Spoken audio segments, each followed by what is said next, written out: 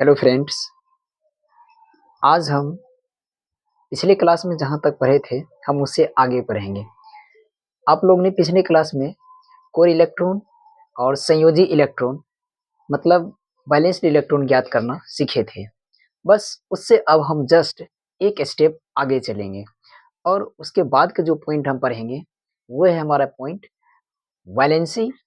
और वैलेंसी के बाद जो पढ़ेंगे वो पढ़ेंगे आयन। और फाइनली हम ये दोनों पढ़ने के बाद हम फॉर्मूला का जो निर्माण होता है वो कैसे होता है उस टॉपिक पर पहुंच जाएंगे। तो हम शुरू करते हैं वैलेंसी। तो वैलेंसी कहा किसको जाता है? सबसे पहले वैलेंसी को समझने के लिए आपको ऑक्टेट लॉ को समझना पड़ेगा। ऑक्टेट लॉ कहते किसको है? पिछले क्लास में आपको हम ये बताए थे कि किसी भी परमाणु में जो इलेक्ट्रॉन को ग्रहण करने की क्षमता अथवा त्याग करने की जो क्षमता पाई जाती है 8 इलेक्ट्रॉन पूरा करने के लिए, उस जो 8 इलेक्ट्रॉन पूरा करने की जो प्रकृति होती है उसमें, उसी को हम क्या कहते हैं? अष्टक नियम कहते हैं, यानी कि ऑक्टेट लॉ कहते हैं। अब इसी के बेसिस पर हम संयोजकता का भी परिभाषा देंगे, यानी कि वैलेंसी का परिभाषा लिखेंगे। अब वैलेंसी क्या होता है? तो वैलेंसी सिंपल है। वैलेंसी वैलेंसी या आप इसको वैलेंसी इलेक्ट्रॉन या वैलेंस इलेक्ट्रॉन भी लिख सकते हैं। वैलेंसी इलेक्ट्रॉन लिख सकते हैं, ठीक है। अब वैलेंसी किसको कहते हैं? देखिए, अष्टक नियम में आप क्या पढ़े थे? अष्टक नियम में आप ये पढ़े थे कि किसी भी परमाणु के द्वारा अपने स्टेबिलिटी या अपने अंतिम कक्ष में 8 इलेक्ट्रॉन पूरा करने के लिए जितने इलेक्ट्रॉन की आवश्यकता होती है उसको अष्टक नियम कहते हैं।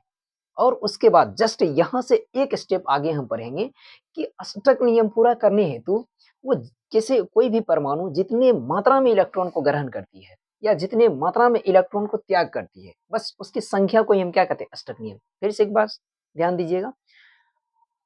वैलेंसी का मतलब ये होता है कि किसी भी परमाणु के द्वारा अपने स्थायित्व को पूरा करने के लिए जितने इलेक्ट्रॉन वो त्याग अथवा ग्रहण करती है उसकी संख्या को ही हम क्या कहते हैं? वैलेंसी कहते हैं। अब आप एक बात आप गौर करते होंगे तो इस बात को समझते होंगे कि यहाँ पर परमाणु जो है या तो अष्टक नियम पूरा करने के लिए इलेक्ट्रॉन को ग्रहण करती है या तो इलेक्ट्रॉन को त्याग करती है। तो इसके बेसिस पर हम तो संयोजकता को दो भाग में बांट सकते हैं। मतलब ये हुआ कि यदि कोई परमाणु अगर इलेक्ट्रॉन को त्याग करेगी तो उसके द्वारा बनने वाला जो संयोजकता होगा यानी कि वैलेंसी हो जाएगा, वो धनात्मक संयोजकता होगा। और यदि कोई परमाणु इलेक्ट्रॉन को ग्रहण करेगा तो उसके द्वारा बनने वाला जो संयोजकता होगा वो हो जाएगा आपका ऋणात्मक संयोजकता। आप सिंपल वे में आप इस तरह समझ सकते हैं कि कोई भी अगर मान लीजिए कि आपको कभी भी रुपया पैसा की जरूरत पड़ती है तो आप क्या करते हैं? किसी से रुपया लेते हैं, 5 रुपया 10 रुपया चाहे लाख रुपया जो भी लेना चाहते हैं लेते हैं। तो इसका मतलब ये हुआ कि आप ऋण ले रहे हैं किसी से। क्या ले रहे हैं? ऋण। तो ऋण ले रहे तो ठीक उसी प्रकार परमाणु में भी होता है। अगर इलेक्ट्रॉन को ग्रहण करते हैं कोई परमाणु, इसका मतलब वो ऋण लिए हैं। ऋण लिए हैं तो उस पर कौन सा संयोजकता आएगा? ऋणात्मक संयोजकता, ठीक है। और जितने संख्या में ऋण लेगा या जितने संख्या में इलेक्ट्रॉन को ग्रहण करेगा उतने संख्या का उस पर ऋणात्मक संयोजकता का निर्माण होगा।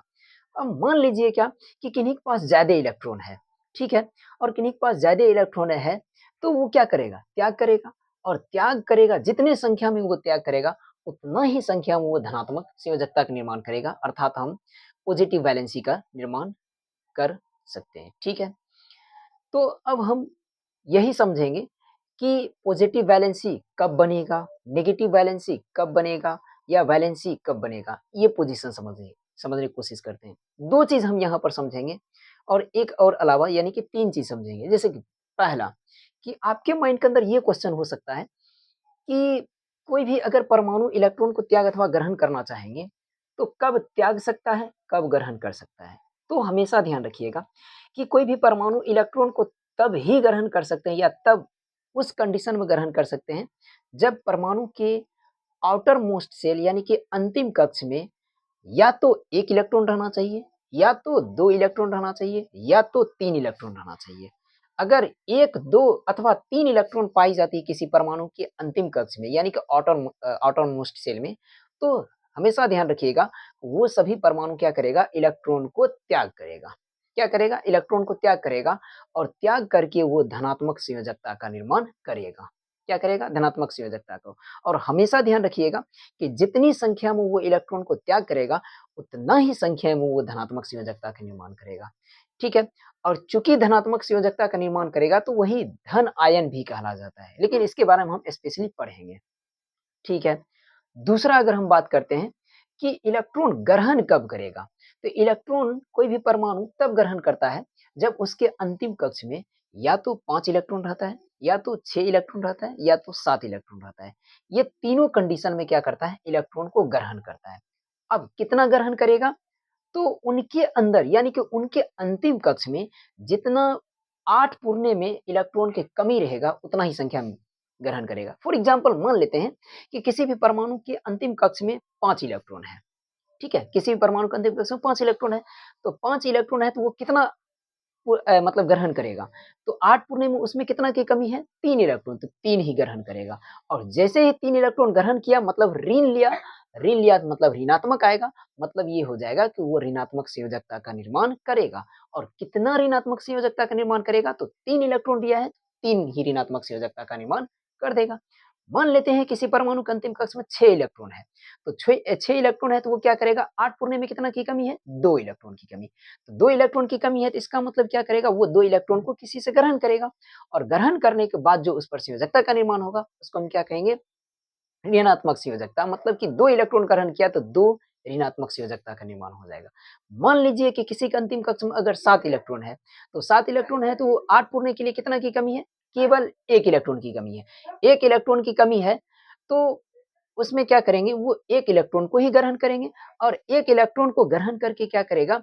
वो लास्ट में जो है निश्चित रूपेण वो ऋणात्मक संयोजकता यानी कि -1 ऋण संयोजकता का निर्माण कर देगा और यही सब ऋण आयन का भी निर्माण करेगा आगे चलकर। ठीक है? तो अब हम पढ़ेंगे यही सब कि संयोजकता क्या होता है, ये कितने प्रकार के होते हैं। उससे पहले आपको क्वेश्चन पूछा जाता है बोर्ड एग्जाम में और ये क्वेश्चन पूछा ही जाता है मैक्सिमम तौर पर कि किसी भी रासायनिक सूत्र के निर्माण में यानी कि केमिकल्स फॉर्मूला का जो निर्माण होता है, उसके निर्माण में किस इलेक्ट्रॉन का प्रयोग होता है? क्या क्वेश्चन पूछा जाएगा कि किसी भी रासायनिक सूत्र के निर्माण में किस इलेक्ट्रॉन का प्रयोग किया जाता है? तो हमेशा ध्यान रखिएगा कि किसी भी रासायनिक सूत्र के निर्माण में संयोजकता इलेक्ट्रॉन का ही प्रयोग किया जाता है। किसका प्रयोग किया जाता है? संयोजकता इलेक्ट्रॉन। अभी हम इसके बारे में जानने वाले हैं कि संयोजकता इलेक्ट्रॉन का प्रयोग क्यों की जाती है। बट एक बात हमेशा ध्यान रखिएगा कि हमेशा संयोजकता इलेक्ट्रॉन का प्रयोग नहीं की जाती है।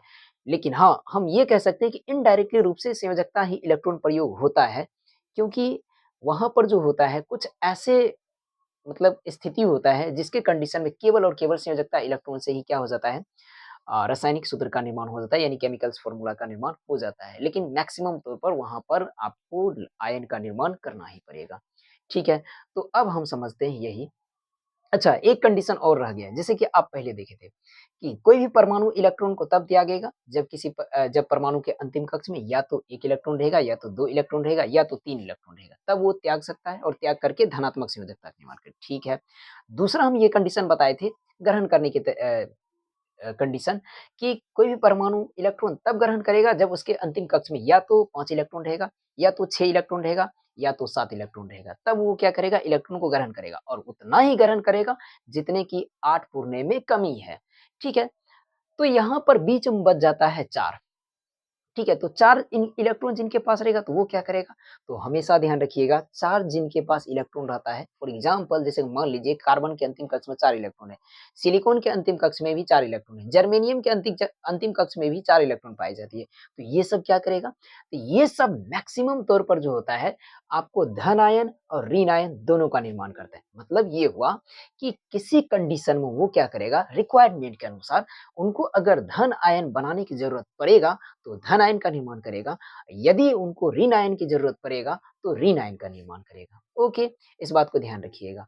लेकिन इस बात को भी आपको ध्यान रखना पड़ेगा कि जिनके अंतिम कक्ष में 4 इलेक्ट्रॉन पाई जाती है, वो मे भी हो सकता है आपको कोवैलेंट बॉन्ड का भी निर्माण करे। कोवैलेंट बॉन्ड मतलब ये हुआ सहसंयोजक बंधन। सहसंयोजक बंधन का मतलब ये होता है कि परमाणुओं के बीच आपस में इलेक्ट्रॉन की साझेदारी, ठीक है? तो ऐसा भी मतलब ये हुआ कि किसी भी परमाणु का अगर अंतिम कक्ष में 4 इलेक्ट्रॉन है, तो मे भी हो सकता है आपको वो सहसंयोजक बंधन बनाते हुए ही दिखे, ठीक है? तो अब ये सभी हम मतलब धनात्मक संयोजकता कब बनेगा, ऋणात्मक संयोजकता कब बनेगा और कब जो जिसके अंतिम में जो 4 इलेक्ट्रॉन पाया जाता है, वो कब धन आयन का निर्माण करेगा, कब ऋण आयन का निर्माण करेगा, यही सब हम पढ़ेंगे, ठीक है? तो मान लेते हैं कि सबसे पहले एक परमाणु का इलेक्ट्रॉनिक विन्यास हम लिख कर ये सभी समझाने की कोशिश करते हैं, ठीक है? और हमेशा ध्यान रखिएगा कि ये सारे पॉइंट में जो आपका सबसे प्रमुख योगदान निभाता है, वो है इलेक्ट्रॉनिक विन्यास। अगर आपको इलेक्ट्रॉनिक विन्यास अच्छे ढंग से सीखना है, तो आप फर्स्ट वीडियो को जाकर देख सकते हैं या अगर देखे होंगे तो उसको एक बार रिवीजन कर सकते हैं। अगर आप उसको नहीं सीखे होंगे, तो मे भी हो सकता है कि आपको ये वीडियो समझ भी नहीं आए, ठीक है? तो मेरा मानना है कि पहले वो सब देख कर आया कीजिए, ठीक है? अब चलते हैं हम एग्ज़ाम्पल पर। मान लेते हैं कि कोई एक एग्ज़ाम्पल नंबर 1 जैसे कि मैग्नीशियम, ठीक है? अब मैग्नीशियम में आपको कहेगा कि ये किस प्रकार की संयोजकता का निर्माण करता है, तो किसी भी प्रकार की संयोजकता ज्ञात करने के लिए या किसी भी प्रकार के इलेक्ट्रॉन ज्ञात करने के लिए आपको इलेक्ट्रॉनिक विन्यास को लिखना ही पड़ेगा। तो इसका जो इलेक्ट्रॉनिक विन्यास होता है, वो होता है 2, 8 एंड 2। 2 8 एंड 2 इसलिए हम लिखे हैं क्योंकि आपको पता है कि मैग्नीशियम में जो है नंबर ऑफ इलेक्ट्रॉन की जो संख्या होता है वो होता है 12 यानी कि 12 होता है, ठीक है? और उसके बाद देखा जाए एटॉमिक नंबर भी इसका कितना होता है 12 ही होता है, 12 ही होता है। आप इसको अगर काउंटिंग करते हैं 2 8 2 यानी कि 2 + 8 + 2 इज़ इक्वल 20 के बराबर 12 के बराबर होता है। इसका मतलब ये भी 12 है और इसका एटॉमिक नंबर भी कितना है 12 है, 12 है। तो इसका मतलब ये हुआ कि ये इसका इलेक्ट्रॉनिक विन्यास सही है। अब हम इसमें 3 चीज़ ज्ञात करना प्रेफ़र करेंगे। सबसे पहला वैलेंस्ड इलेक्ट्रॉन, दूसरा कोर इलेक्ट्रॉन, तीसरा वैलेंसी है और वो भी किस प्रकार के वैलेंसी है वो हम देखते हैं। सबसे पहले अगर हम इसका वैलेंस्ड इलेक्ट्रॉन ज्ञात करने की कोशिश करते हैं, वैलेंस्ड इलेक्ट्रॉन वैलेंस्ड इलेक्ट्रॉन ज्ञात करने की कोशिश करते हैं, तो आपको इससे पिछले वाले वीडियो में बताया गया था कि वैलेंस्ड इलेक्ट्रॉन का मतलब ये हुआ किसी भी परमाणु का जो अंतिम कक्ष में इलेक्ट्रॉन पाया जाता है उसको वैलेंस इलेक्ट्रॉन कहते हैं। इसका मतलब अंतिम कक्ष में ये हुआ इलेक्ट्रॉन, तो इसमें वैलेंस्ड इलेक्ट्रॉन की संख्या कितना है 2, ठीक है? और नंबर ऑफ कोर इलेक्ट्रॉन की संख्या कितना होगा इसमें? नंबर ऑफ कोर इलेक्ट्रॉन की संख्या कितना होगा? तो वैलेंस इलेक्ट्रॉन को छोड़ देंगे, बाकी बचा सब सभी शेष इलेक्ट्रॉन क्या हो जाएगा? आपका कोर इलेक्ट्रॉन। तो ये बाकी ये इसको तो छोड़ देंगे, तो बाकी बचा ये और ये, इस दोनों को मिलाकर कुल मिलाकर कितना इलेक्ट्रॉन है? 2 + 8 = 10 यानी कि कुल मिलाकर इसमें 10 इलेक्ट्रॉन है जो कि आपका क्या है कोर इलेक्ट्रॉन। अब हम चलते हैं वैलेंसी पर, संयोजकता, किस प्रकार की ये संयोजकता का निर्माण करेगा। अब वो 3 बातें आपको ध्यान रखना है। कब ग्रहण करेगा, कब त्याग करेगा, कब दोनों प्रकार का आयन का निर्माण करेगा या कब दोनों कर सकता है। तो हम ये बताए थे आपको कि परमाणु के अंतिम कक्ष में 1, 2 या अथवा 3 इलेक्ट्रॉन रहता है तो वो क्या कर देगा? त्याग देगा। अंतिम कक्ष में या तो 5, 6, 7 अगर इतना तक इलेक्ट्रॉन रहता है तो वो क्या करेगा? ग्रहण करेगा, उतना ही ग्रहण करेगा जितने की आवश्यकता होगा 8 पूर्णे में और 4 रहेगा तो वो या तो त्याग करेगा या तो ग्रहण करेगा, ठीक है? अब इसके अंतिम कक्ष में आप देखिएगा कितना इलेक्ट्रॉन है? मात्र 2 इलेक्ट्रॉन है। कितना इलेक्ट्रॉन है? 2। अब पहला कंडीशन आप याद कीजिए, पहला कंडीशन में आप क्या लिखा है? आपको क्या बताया गया होगा कि यदि किसी परमाणु के अंतिम कक्ष में या तो 1 इलेक्ट्रॉन या 2 इलेक्ट्रॉन या 3 इलेक्ट्रॉन रहता है, तो वो क्या कर देता है? सारे के सारे इलेक्ट्रॉन मूव आउट कर देता है, रिलीज़ कर देता है, त्याग कर देता है और त्याग करके जितना मात्रा में त्यागेगा, उतना ही मात्रा में वो धनात्मक संयोजकता का निर्माण करेगा। अर्थात हम क्या कर सकते हैं, इसके अंतिम कक्ष में अगर 2 इलेक्ट्रॉन है, तो ये क्या करेगा? दोनों इलेक्ट्रॉन क्या कर देगा? त्याग देगा और त्याग करके धनात्मक संयोजकता का निर्माण करेगा। इसका मतलब इसका जो वैलेंसी होगा, वैलेंसी जो होगा वो क्या हो जाएगा 2 होगा। क्या होगा? 2 ही होगा। अब ये वैलेंसी जो 2 आया वो किस प्रकार का वैलेंसी? पॉजिटिव या नेगेटिव? यस, ऑफ कोर्सली ये पॉजिटिव वैलेंसी है। क्या है? पॉजिटिव वैलेंसी है। ठीक है। अब कहिएगा क्या आप कि ठीक है, जो आप बोल रहे थे कि अष्टक नियम पूरा करने के लिए इलेक्ट्रॉन त्याग अथवा ग्रहण करते। तो अष्टक नियम कहाँ पूरा हो रहा है? अरे भाई, अब मान लीजिए कि आप इस 2 इलेक्ट्रॉन को क्या कर दिए हैं? त्याग कर दिए हैं। ये परमाणु जो था 2 इलेक्ट्रॉन त्याग कर दिए। तो मान लेते हैं एक पल के लिए इस 2 इलेक्ट्रॉन को हम क्या कर देते हैं? इसके मिटा देते हैं इसको, ठीक है।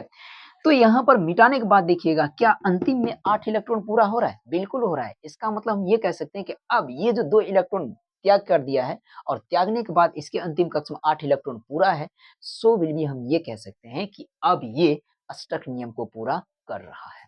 ठीक है? तो ये हुआ कि ये जो निर्माण कर रहा है आपका, ये पॉजिटिव वैलेंसी का निर्माण कर रहा है। ठीक है? तो पॉजिटिव वैलेंसी हो गया। अब दूसरा एग्जाम्पल मान लेते हैं, ये मान लीजिए दूसरा एग्जाम्पल है आपका, जैसे कैल्शियम। ठीक है? ये हुआ कैल्शियम का। कैल्शियम का इलेक्ट्रॉनिक विन्यास क्या होता है? तो 2, 8, 8 एंड 2 होता है। एक्चुअली यही होता है, ठीक है? 2, 8, 8, 2 होता है और आप इसको काउंटिंग कीजिएगा इलेक्ट्रॉन की संख्या के रूप में, तो 2, 8, 10, 18 और उसके बाद 20। ठीक है? तो कुल मिलाकर यहाँ पर 20 इलेक्ट्रॉन पूर्व भी जाता है। ठीक है? और इसका मतलब हम ये कह सकते हैं कि ये इलेक्ट्रॉनिक विन्यास बिल्कुल सही है। ठीक है? तो अब इसमें हम यही सब ज्ञात करने की कोशिश करते हैं। तो वैलेंस्ड इलेक्ट्रॉन क्या होगा?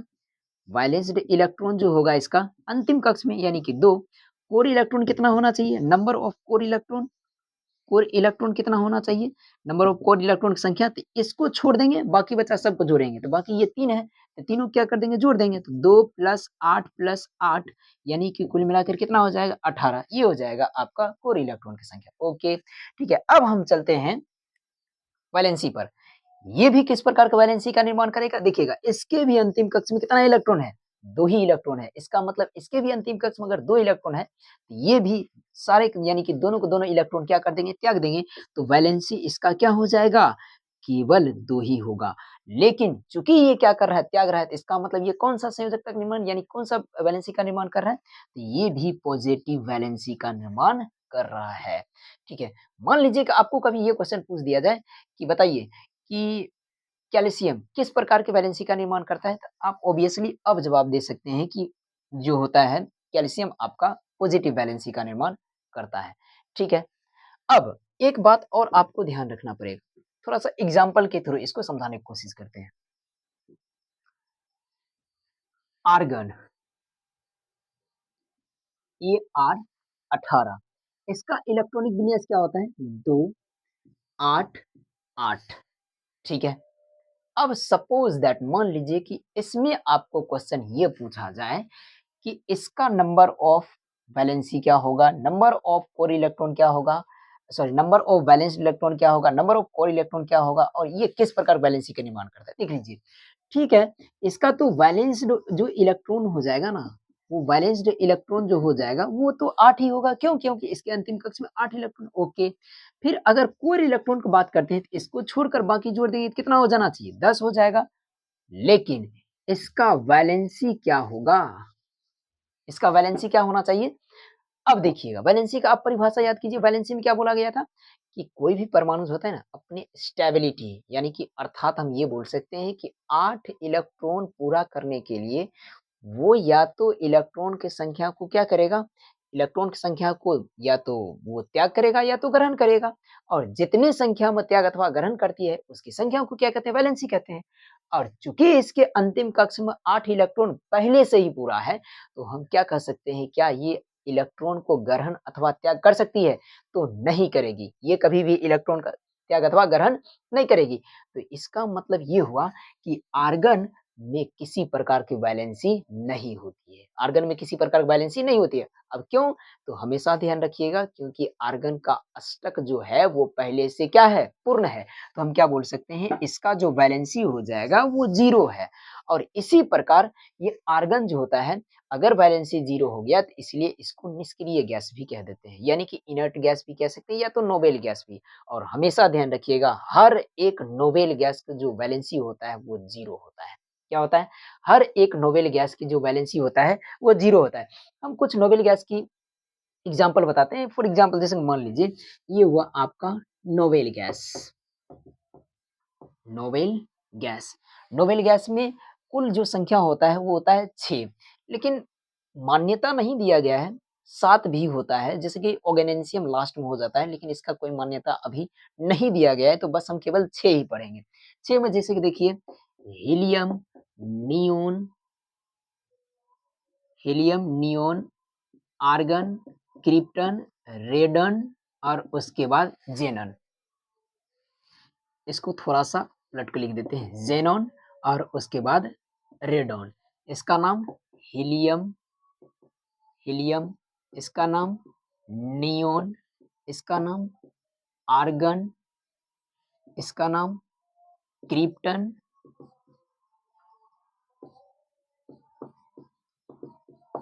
क्रिप्टन। इसका नाम जेनॉन। इसका नाम रेडॉन। रेडॉन। आप इसको ट्रिकली वाइज भी याद कर सकते हैं। 6 निष्क्रिय गैस का नाम कैसे याद कर सकते हैं ट्रिकली वाइज? हेमा, नीलम और करीना सिनेमा की रानी। किस तरह याद कर सकते हैं? हेमा, हेमा, नीलम, नीलम और करीना सिनेमा की रानी, सिनेमा की रानी, की रानी। इसको आप इस तरह याद कर सकते हैं, हेमा, नीलम और करीना सिनेमा की रानी। इस तरह आप याद कर सकते हैं। और हमेशा ध्यान रखिएगा कि किसी भी निष्क्रिय गैस का जो वैलेंस इलेक्ट्रॉन जो होता है, या सॉरी वैलेंस नहीं, वैलेंसी जो होता है वो 0 होता है। इसमें किसी प्रकार का वैलेंसी नहीं पाई जाती है। ओके, तो हम इतना उम्मीद करते हैं कि आप इसमें जो पॉइंट को बताया गया है वो बहुत ही अच्छे ढंग से समझ गए होंगे। अगर समझ गए होंगे तो कुछ क्वेश्चन का आंसर जवाब दीजिएगा। फॉर एग्जाम्पल, पहला क्वेश्चन आपको ये पूछा जा सकता है कि निष्क्रिय गैस की संयोजकता कितनी होती है? ठीक है। दूसरा क्वेश्चन आपको ये पूछा जा सकता है कि मैग्नीशियम किस प्रकार की संयोजकता का निर्माण करता है? ठीक है। तीसरा क्वेश्चन आपको ये पूछा जा सकता है, और ये वीवीआई क्वेश्चन भी है, कि किसी भी रासायनिक अभिक्रिया में या रासायनिक सूत्र के निर्माण में किस प्रकार की इलेक्ट्रॉन का प्रयोग होता है? ठीक है। अगर ये क्लास बहुत अच्छा ढंग से समझ गए होंगे तो इस क्वेश्चन के बारे में जो आंसर है वो आप कमेंट में लिखिएगा। तो मिलते हैं नेक्स्ट वीडियो के साथ। Thank you.